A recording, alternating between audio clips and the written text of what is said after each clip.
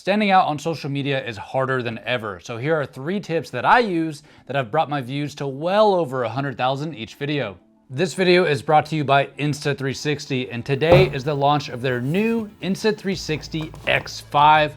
This new camera blew my mind. It isn't just a 360 camera, it's like a whole video production crew. Shooting up to 8K 30 FPS with all new wind guards for enhanced audio and for the first time ever, removable lens. With new shooting modes, you can shoot vertical and horizontal footage at the same time with no editing required. You can do trick shots using accessories, and editing the footage is easier than ever with new AI editing tools. Before we get to the 3 tips, a quick backstory about mountain bike YouTube.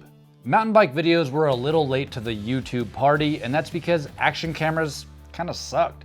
In about 2015 to 2016, people could finally take a GoPro and capture decent videos, but that footage was very shaky.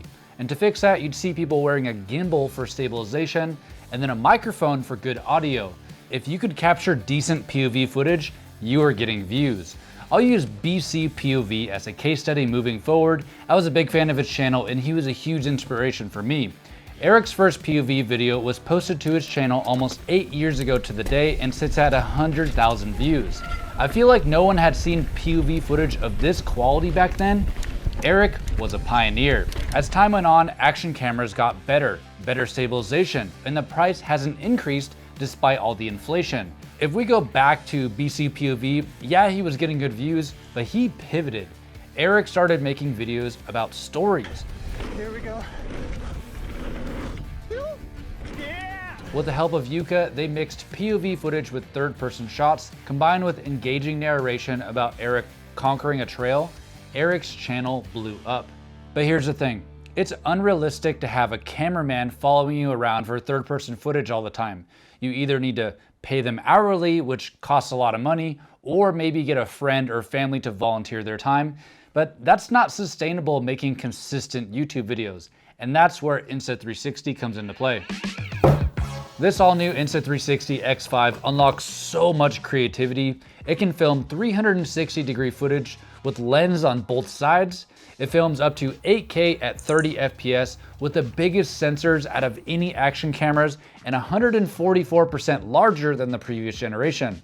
And what I like, it has 3 AI chips for image processing like HDR. And that means if the sun is bright, but you're riding in shadows from the trees, it'll darken the sun and brighten the shadows, making for the best footage that I've ever seen.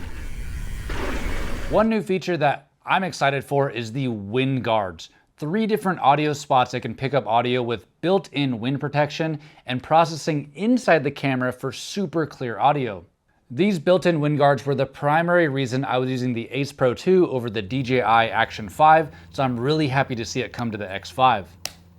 So let's get to tip number 1, and I'm going all over the place, but we'll tie it all together, I promise. In 2025, the quickest way to become a popular long-form YouTuber is actually to make short-form vertical content.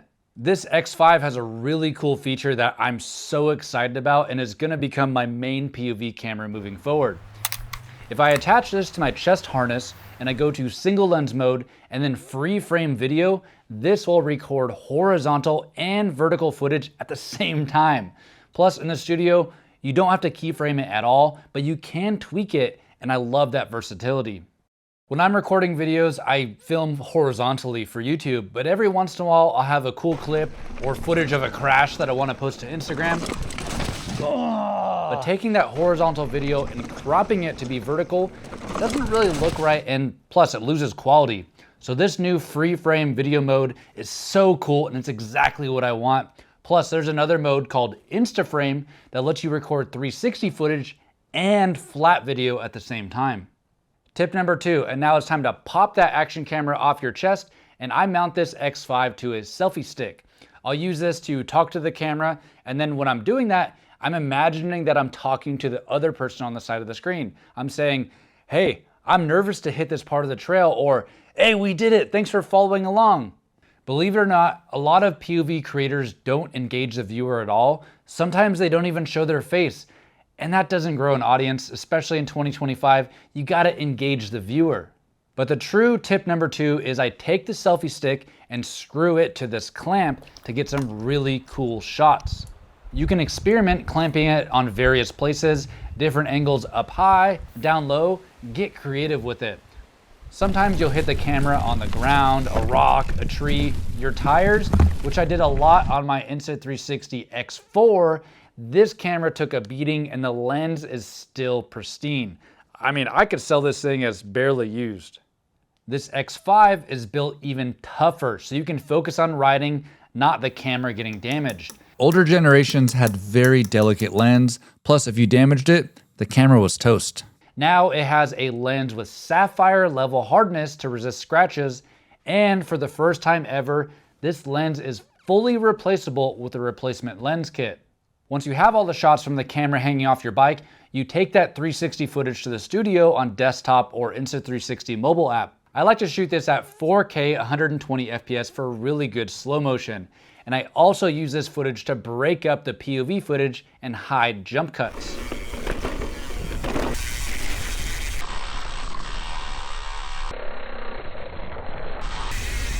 But here's the thing.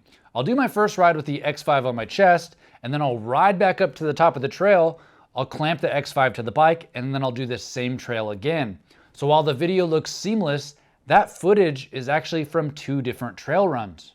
I'll be honest, this does double the effort to make videos, but you gotta ask yourself, how far are you willing to go to make your videos stand out and for you to be successful on social media? And the final tip, tip number 3, another trick shot using the X5.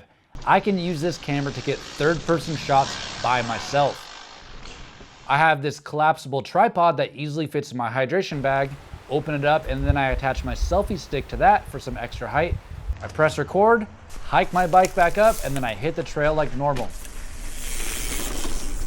360 footage was notoriously hard to edit before, and if you zoomed in at all, you'd lose a ton of quality, but not anymore with this generation. In the app or studio on desktop, I'll take that 360 footage and either keyframe it or use Deep Track to automatically track me. This footage turns out pretty good. It's almost like having a cameraman. Plus, with capturing 360 degrees, you capture everything so you never miss a thing. This is by far the most amount of effort, but this is what it takes to stand out on YouTube. I've been doing YouTube full-time for over 2 years now, and they say you're rich in life if you can be home every night for your kids, pick them up from school, and attend every event, and I can do that with this job. And yeah, these shots are triple the work of one POV run, but I'm not doing this for fun. I'm doing it to entertain you. The fun is seeing your reaction, seeing the comments, and getting the views. Once I have these tripod shots in combination with the tip number 2 shots, I'll use those to overlay on the POV run and hide all those jump cuts.